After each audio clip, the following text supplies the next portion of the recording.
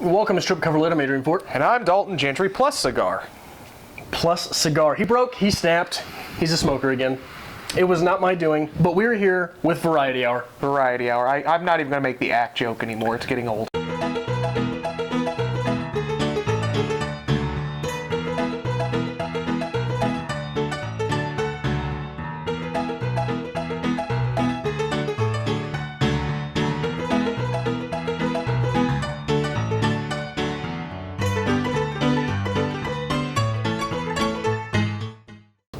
We've got some business to take care of first. We do. First of all, enter and win a date with Strip Cover Lit. Dalton's idea, by the way. Okay, I want that to be known. I say everyone wins. Oh. And in this, we're all the losers. Right? I love it. So that means if you come to Kansas City, shoot us a comment, shoot us a message, something, email us.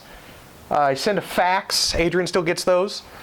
And let us know. We'll hang out. I am even behind fax times, Dalton. I never knew what a fax was. Send a pigeon. Yeah. Send a pigeon. Adrian will get it. Oh, Harry Potter. We'll get there. If you're in Kansas City, let's hang out. Let's do that. We'll talk books. We'll drink whiskey. We'll smoke cigars. And assuming you're of age. Assuming you're of age. And do things. Don't say it that way. Taco Bell and karaoke, which apparently nobody likes either of those things. We will Netflix and Centaur. Netflix and Centaur. Also, we have a giveaway to announce. We do. Haiku giveaway from our George Saunders 10th of December video. Yes, sir. Which 4 people wrote haikus for. 4's better than nothing. It is. Now, read the haikus. Okay. From the restricted section. Yes. Get the baby oil and don your sequin G-strings. It's Strip Cover Lit. That's beautiful. Wonderful. Love it. We have from Gwendolyn Kinzinger. Adrian, Dalton, the guys. Yeah. Strip Cover Lit is the show. Here, freely, books flow. Look at that. Even rhymed it. That's far beyond my skill level. From the perks of books. Don't know what to read. I go to Strip Cover Lit. They are book Yodas. Book Yodas we are. I will take book Yodas. That is the finest compliment I have ever received. From Elizabeth Book Babble. My sis loves haikus. She is much better than I. I'll give it a try. Look at that. A little bit of counter programming. Nice and subtle. A little bit of counter programming. I like that. But are we ones to judge art? Who are we to judge art? No, we're not. We don't judge art. What are we doing here? One might say you have a degree in judging art. One might say you have a YouTube channel strictly for judging art. We don't feel comfortable doing it. No. We only feel comfortable tearing people apart that we don't know. But we do feel comfortable giving people good literature. Yes. So, we wrote down all 4 of your names on little pieces of paper here. I will shake them up. Dalton will choose one. Should have got a hat or something. It makes it more dramatic. A cigar tube.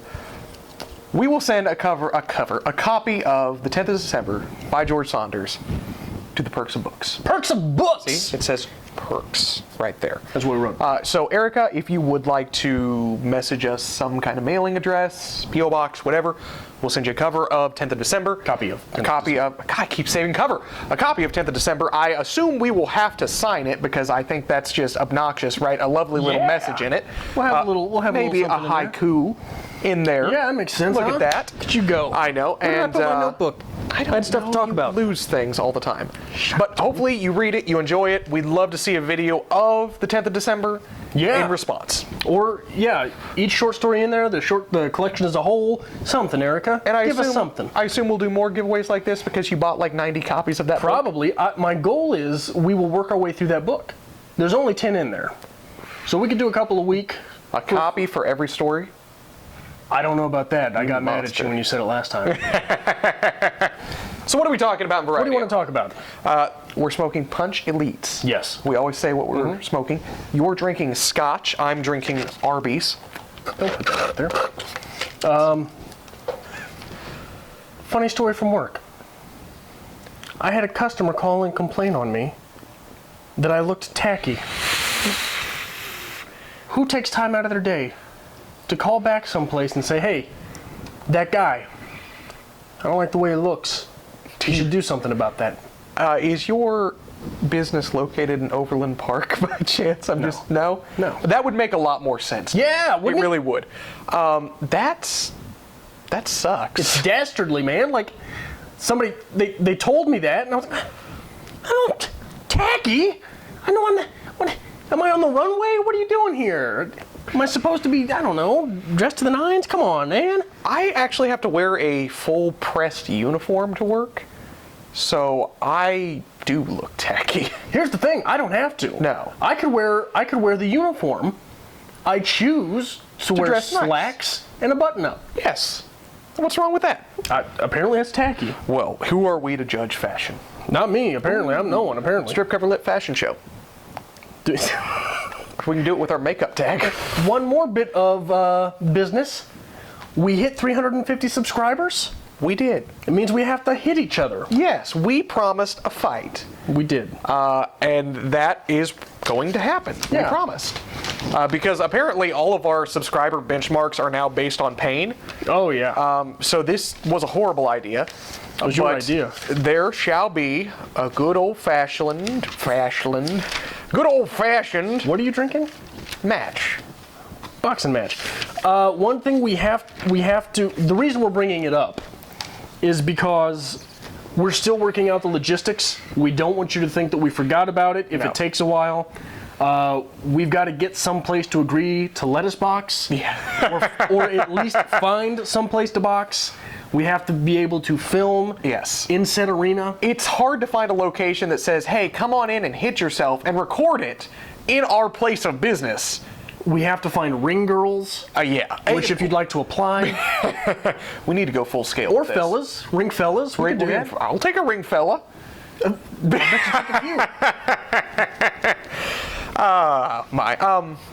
So, mother's in the hospital again. Oh. This is a normal thing. She has multiple sclerosis. I grew up in hospitals. This is the first time she went to the University of Kansas hospital. I go to visit her. I park in the parking garage, like normal. It gives me a parking ticket. It says take it to the desk to validate. I'm like, all right, I understand this. It's in Kansas City. It's a busy area. I go to get it validated. They say, oh, well, this will give you the discount parking rate. This institution, which is funded by, I assume funded by a college, which is funded by people who are paying to educate themselves, Which is funded by taxpayers as which well. is funded by taxpayers, this institution, which is funded by sick people who are trying not to die, Which is funded by people who make donations to a hospital. requires that I pay them to visit these people. Wow. I was furious. It was a small fee. It was nothing. It was pocket change, but it infuriated me. That's insult to injury, right? That's It's the ridiculous. definition of it. That's the thing. If I don't have cash on me, I can't go visit someone. Yeah. I just really wanted to get that off my chest. I'm going nowhere with this except To complain, capitalism. right? Yeah. Where's Bernie? Where's Bernie Sanders? Bertie Sanders. Can I vote twice? Free hospital parking for all. I can get behind that. I just wanted to plug politics again. That's it. Well, I haven't made a lot of hospital visits. Not a lot of insurance happens in my family.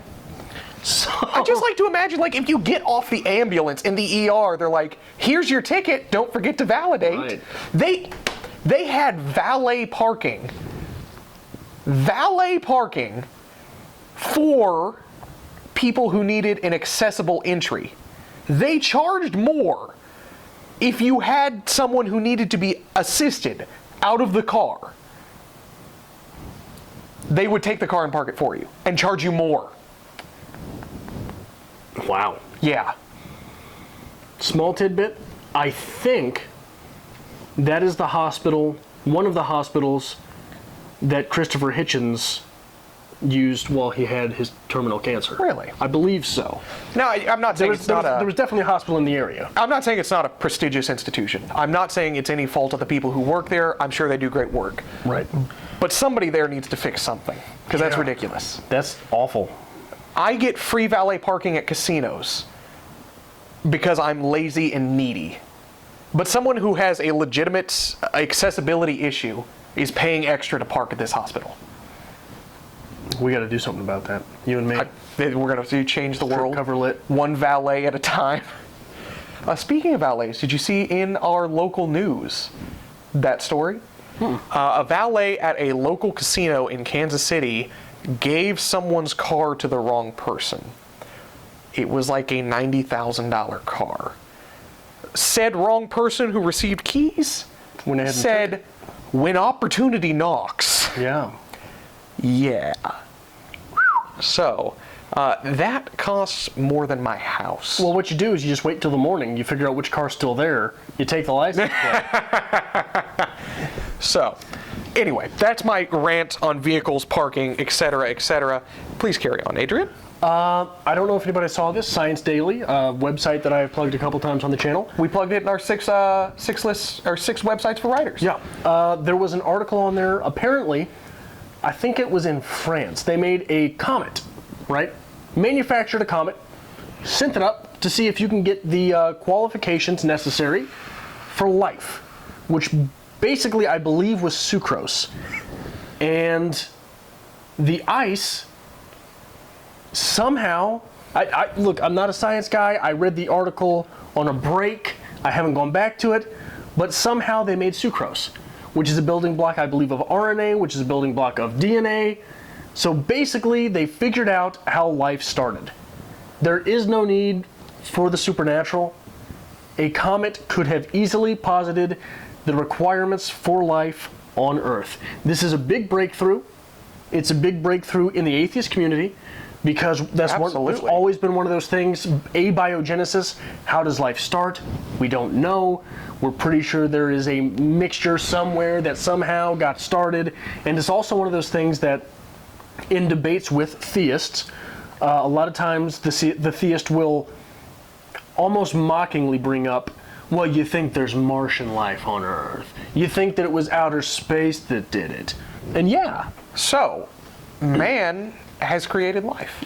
Yeah. What's the line from Jurassic Park? God creates man, man destroys God, man creates life, life destroys man, something like that. I mean, not only is it incredibly interesting, not only is it a huge breakthrough, it's absolutely terrifying. How so? Well, think about it. I mean, we've come to this point where we're literally creating the building blocks of life. But we've been able to replicate life for a very long time, right? But now we're at the point of creation.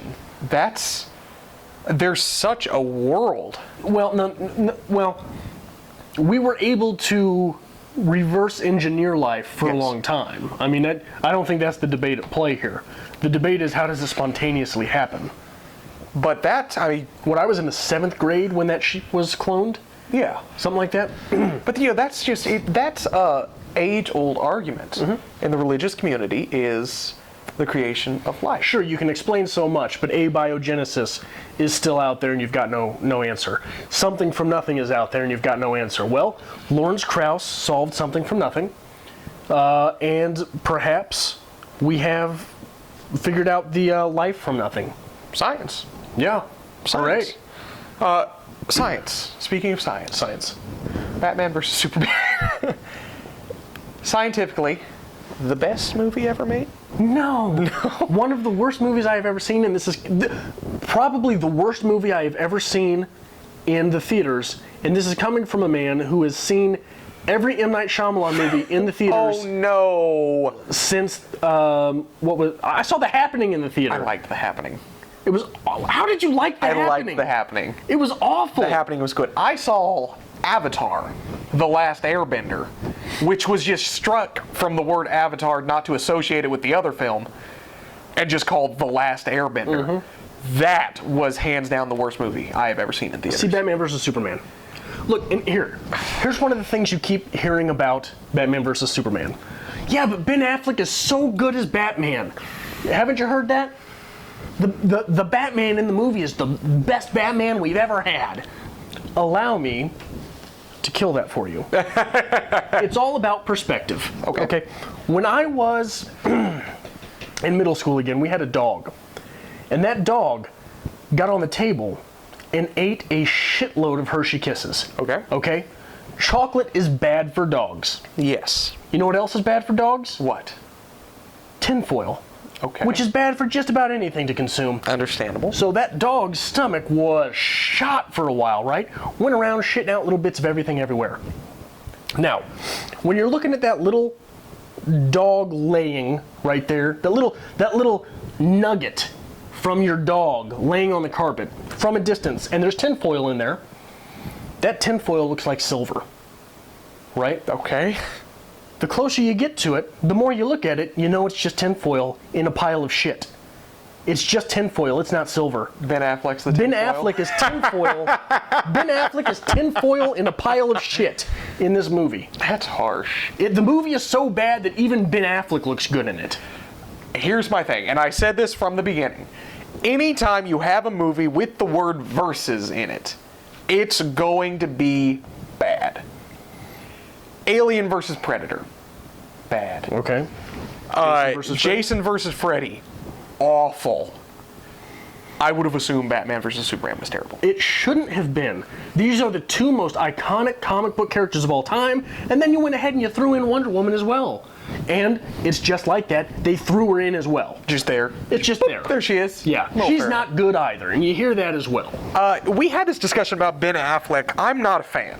I hate him. I am not a fan. I love some of the movies he's in, but for me, he's never contributed anything to the film besides being Ben Affleck. Right. And that's coming from Good Will Hunting.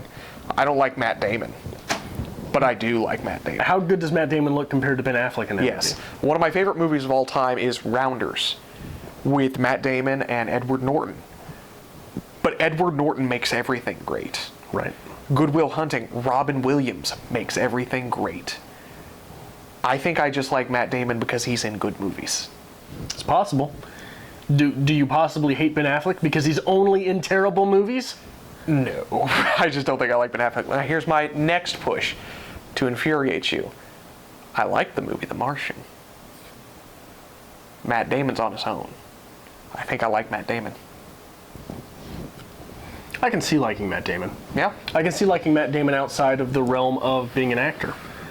Matt Damon's public persona, he fights for teachers. You know? He's a good guy. I can get behind that. He's a good guy. I mentioned Robin Williams. Okay. I like comedians. Go to a lot of stand-up comedy things. A lot of friends who are involved in stand-up comedy. I was watching a video, and it's completely blanked on me what it was called, who to credit for it, but it was Jim Carrey. And it was a bunch of scenes from his movies, and it was Jim Carrey talking about life. And the concept of the comedian as the person who brings joy to others. And therefore the comedian is always the sad clown. Oh, yeah. I mean, Because when you bring joy to others, who brings joy to you? look at Robin Williams. Look at Robin Williams. I think Robin Williams was a brilliant and terrific actor. And a very tragic death. But I don't know where I'm going with this besides. We always Besides, talk. be sad. Be sad. We always talk about literature and the sad ending. And I think with comedians, you get a lot of that. And it's an art that's not as well respected as it should be. Because if you see an actor do a funny role, oh, that's great. Look at the funny guy. But if you see a comedian do a serious role, they're still labeled as that comedian. That did the serious role. That did the serious role. And that's incredibly unfortunate. Right. So. Goes back to my argument about literature a lot. You know, once a writer makes you laugh, there's a lot of people who will write that author off. Well, there's something else in there. You're just not looking hard enough. Like George Saunders gets written off a lot. Oh, I laughed at his story, but I mean, it was just fluff. No, it wasn't. You didn't read it right. You didn't read it correctly. You might not have read it in actuality. I cannot remember the two comedians what this conversation was about. I want to say it was Steve Martin and Robin Williams, and maybe one of them was talking about Robin Williams. I'm probably completely wrong. Somebody watched somebody stand up. He's like, oh, he's a funny guy. That's good. And then that same person watched this stand-up comedian's comedic film. He's like, oh, look at him. He's got chops. That's good. And then that same person watched a serious role that comedian did. And he said, shit, I'm out of work. That's beautiful. I think Robin Williams is one of those people I highly respected as an actor because he could make that transition. You've got classic comedies, Mrs. Doubtfire, all the good things that he did in that. But then you have What Dreams May Come. You've got 1 Hour Photo, one of my favorite movies. Terrifying in that. Terrifying. The one where he's a teacher. Dead Poets Society. Dead Poets Society, yeah. Why are we not preaching Dead Poets Society? I have no idea. Captain, my captain. Yeah. It's a beautiful thing about theater and film is the level at which an actor can portray different roles. So I'm really just snowballing with this because I'm kind of on a rant right now. But we don't talk about a lot of theater. We talk a lot about film. Maybe we should look at theater more often. Maybe we should. Maybe we should. I'm a big theater person, and I think that would be something we should maybe consider exploring. Okay. How do you mean? You want to get into like movie reviews? Well, we do. Here's the thing. If you could comment below and let us know about your thoughts about this, we were thinking about starting a movie channel as well. We considered it. I really want to. I want to branch out into that. It's just this stuff, full-time job, trying to do other stuff is really kicking our butts a little bit. Well, see, that's the thing. We've always talked about Strip Cover Lit being more than just BookTube. Right. That's why we associate our URL as Strip Cover Lit Media. Yeah. We would like to branch out into movie reviews. We would like Strip Cover Lit as an umbrella. As an umbrella, yes. We'd like to branch out. We've talked about an atheism and philosophy channel, which I think would be very popular. It'd be heavy academic, similar to what we do Strip Cover Lit as, but it would be philosophical topics instead of literature. So there are a lot of options. So if you guys have any suggestions of routes we might take, we'd love to hear them. And we'll see where this takes us. Yeah. But theater, Adrian.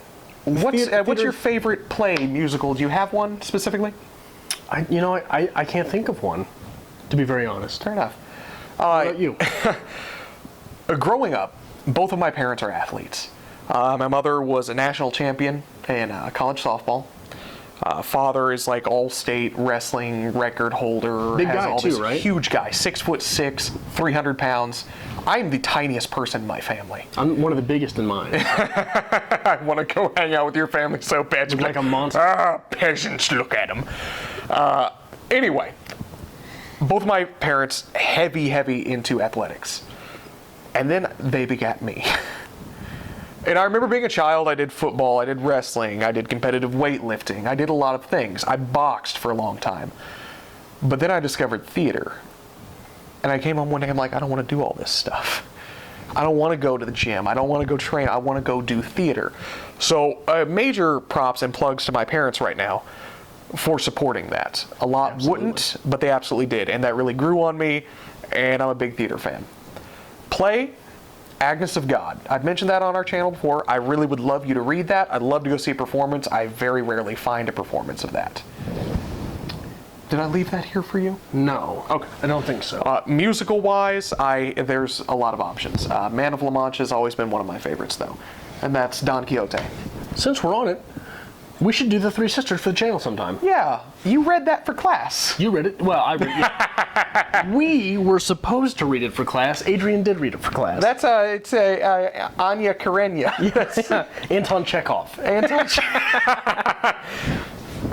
Yeah, I really liked this. I think we'll get into it. Is this what you meant, doing plays for the channel? We could consider doing a play. I think that would be something interesting to tackle. I don't believe anyone does plays on BookTube. I've never seen one. I could be wrong. Yeah. Not a lot of poetry either. Not a lot of poetry either. Not many short stories. Literary Gladiators, if I'm a big fan of their channel because they attack everything. They do everything. I'm sure they've got plays. And they actually went above and beyond. We mentioned you guys should read the Simplica Girl Diaries. Yeah. And they did. And they did a full-on segment on it. It was great. Yeah. So, absolutely, Literary Gladiators. If you haven't checked them out, please do. Yeah. Yeah. A lot of literature. You got anything else for this week? What you got? I don't think I have anything else. Do you? What are you reading? What are you writing? Important stuff. Right now, outside of this, I am reading Free Will by Sam Harris. Still, I'm taking it, I am approaching it as if I were having it as a class. Okay. I am taking it chapter by chapter, reading the chapter, really getting into it, trying to figure out what each chapter said. So it's taking me a while, in addition to all the reading that we're doing here. Read a lot of Harry Potter lately. The Martian, I had to read The Martian and 60 pages of Harry Potter in a week. It was great. It was a good week. It was rough. You were rereading both of them. It was a good week. So It was great. don't. Yeah. I received my copy of The Man Who Fell in Love with The Moon. Tom Spanbauer. Yeah. Started reading it? I have been through maybe like 10 pages. I mean, I literally just picked it up, read through a few pages. I'm like, I have to get some sleep. I'm excited for that. There is, and in the first 10 pages, it's dangerous writing. Yeah. That's all he does. I think that is something I would love to bring to BookTube, because there is not a topic in there that wouldn't be controversial. Yeah. Sylvia at Wish Fulfillment, when we get into our next Tagathon Tag Challenge Tag, you're going to be in that, and it's going to be something by Spanbauer. And don't read anything about Spanbauer, because I want to know if Earmuffs. If this thing, which I feel about a certain piece I'm going to challenge you to read, is an actual piece that is an actual emotion that is embedded in the piece, or if I just read it that way. Okay. And she is a professional. Correct? A mental health professional? Am I correct on that one? Yeah, as far as I can tell. So that would be wonderful to get her opinion on that. Yeah. I've written a lot this week. Yeah. We hash this out all the time. You say you always have to be writing. I agree with that. I hate it. Every now and then inspiration hits, and I feel like I did some writing, and I was very proud of it. I actually went through to actually start editing some of it. So we'll see where that goes. If I like it, I will probably not let you ever look at it, but I might send it off, and if we could get a publication going, we will do like an hour-long video of me just talking about myself. Since you do the editing here, can you put the links to my publications in the deal below, the description below? Absolutely. I'll try to find them and give them to you. In the description below, we'll put a couple of Adrian's short stories. You want to do short stories? Yeah. And we can do the one you were nominated for the pushcart for. Yeah, it'll be down there. The one from Duotrope. Oh, is that it? No. Okay. Yeah, Mr. Whatever, Humble here, was nominated for the pushcart prize. Wow. And we will link that below. So if you'd like to read a little bit about what we write, there you go. Anyway, if you like what we do here, hit the subscribe button, hit the like button, make sure you flood the comments below, give us suggestions, let us know what you think about what we've talked about. Tell us how stupid we look, and especially Dalton, who still has sunglasses on his head. Follow us on Facebook at StripCoverLit and on Twitter at StripCover. What are we on Instagram? StripCoverLit.